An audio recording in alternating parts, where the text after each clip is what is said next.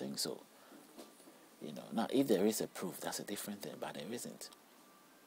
There are others who are making it that and frightens people away, because people get to the state where they are frightened to think that, hey, if I defect, or somehow I sort of deviate from what the cause is, I might have some consequences coming upon my life. So those consequences that I wouldn't want to go through, then I'm bound to sort of advise myself well, and humble myself, or put myself in a situation that I probably in so many sense I wouldn't want to do. So that becomes as a service in that kind of thing. So when I'm looking at the world, I'm looking at life today, my views can be looked down upon by the other. It might be accepted by others, but it makes no impact until it depends on the weight that it brings. It depends on the influence that it sort of carries. It depends on how convincing it becomes. It's the same way if this book has convinced people, but this book does not do the convincing by itself. There are people who are taking it, picking things in there, tests in there, disregarding the other tests, which is meant to work together, but they disregard other tests, taking some tests, and they are able to convince others to sort of believe in the entire book. The mistake that we are doing is what is hitting us back. It's like throwing a ball against the wall and it's coming back to you. If you have thrown it into an open space, it would have gone all the way. But if you throw it against the wall, it comes back to you. The very actions that is being taken by the presenters is almost like the ball they are hitting. They're throwing it not to an empty space, they are throwing it to hit a wall. Why are they throwing to hit a wall? Because if you sort of if you have an idea, an idea which is not consumable, it definitely will hit back to you.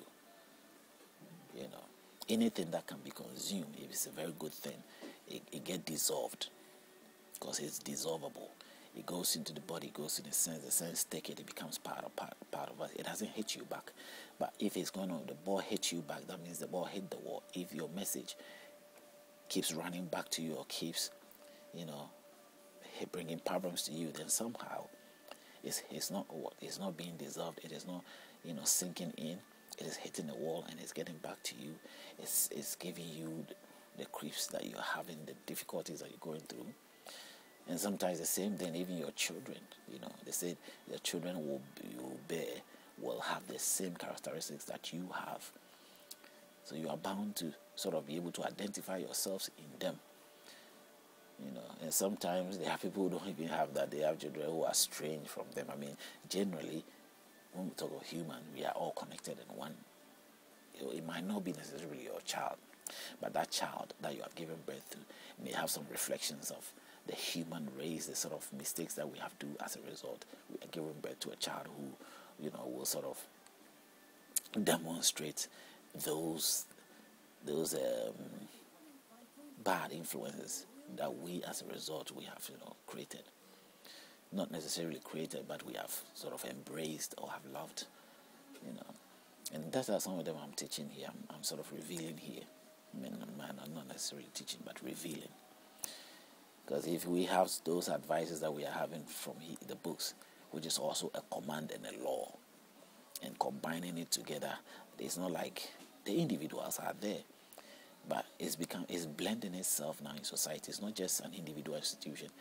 If you go to Parliament or certain places where it's an open environment where they are socializing from all walks of grounds, everybody presents their idea. It is all the religion representatives are there. So it's like everybody is there with different ideas and the different differences. They are all there. And those ideas are embraced together, knowing that they are not very much authentic. They are not really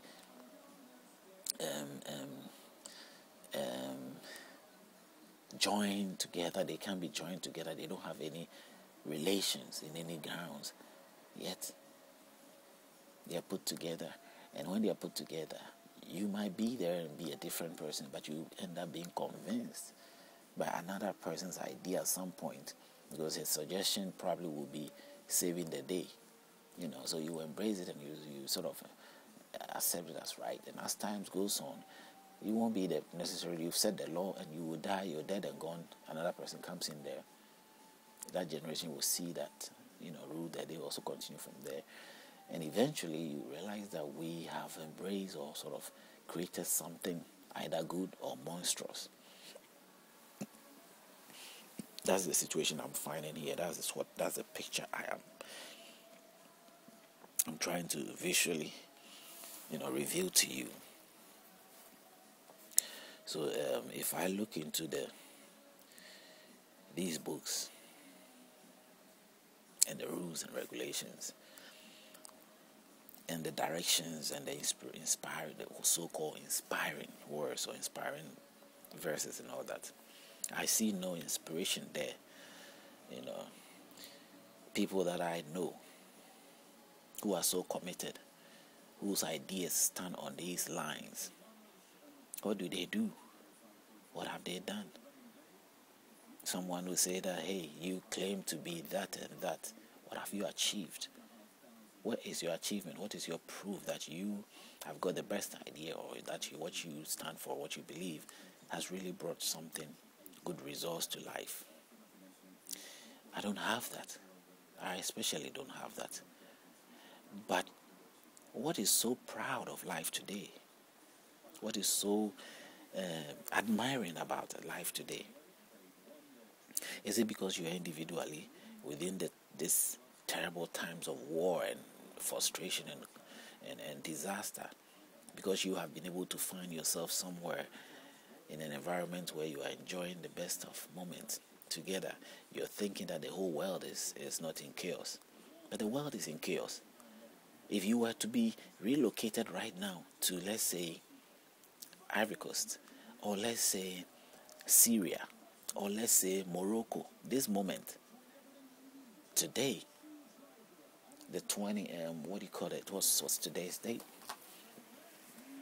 Today, the date of 29th of April, 2011, these areas have got strong violence going on there. People are dying like chickens. Go and tell them that the world is a very sweet place and there is no chaos and all that. They will completely disagree with you. But because you are living in a comfort now, you find yourself in a level where the circumstance you find yourself where you are in is really good. You're really having a comfortable moment. You think that the world is good, everything is well, it's comfortable, the world is the best place, and things are moving smoothly for you, in your world, in your situation. But it's not the same elsewhere. So entirely, if that other side has got chaos, in just give yourself a matter of time, and you will also find yourself in the same situation. The very places that we think that they were so peaceful areas have become, the opposite of what we thought they would be. Who knows what Britain will become? Britain has come from a period of time of war and destruction, and people were living in fear and all that. Just recently it was called recession, which scared people a lot. So definitely, the world is not really at the best of stage. Despite the technology and the advance and all those things we see, it is not, it is not as good as we think. No matter what people big, of course, the terrible moments of an instant of that as a period always has got some form of benefits to others and loss to others. So there may be war, there may be violence. Those who are winning, or those who in certain are through this war, will end up gaining and having some benefits, whilst others will lose. That's how it is. It's just how it is. But if you reach in a place of gaining, don't think that the whole world is good. The whole world is better. The world is moving to a better level, a better place. When it comes to that, I probably will agree with that evangelist who is using the situation to frighten you, to convert you. They might be using it unintentionally to convert you, but deep down, in reality, I think that they are